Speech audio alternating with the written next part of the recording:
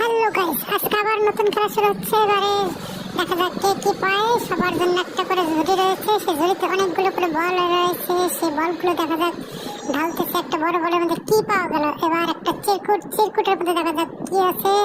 আহা, এই চিরকুটের মধ্যে আছে একটা তরমুজ। কুত্তা তরমুজ, এই যে কুত্তা তরমুজ। কুত্তা তরমুজ পেয়েছে। কুত্তা তরমুজ আর পায়খানা করে দিয়েছে। পায়খানা ওদের চুমা দিয়েছে।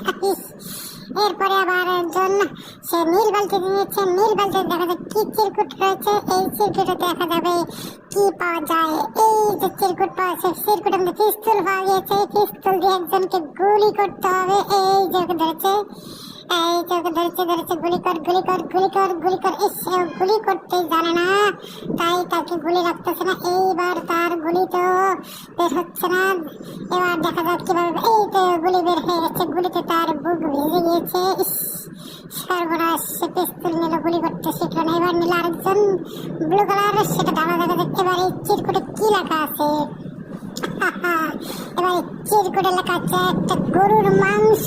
রে বাবা, রান্না করে সেই মজা করে করে খাওয়া যাবে আজকে। এই গরুর মাংস রে অনেকদিন খাই। আজকে এবার নেব লালটা দেখা যাক ঢালার পরে কি পাওয়া যায়। এই যে ঢালা শুরু হচ্ছে।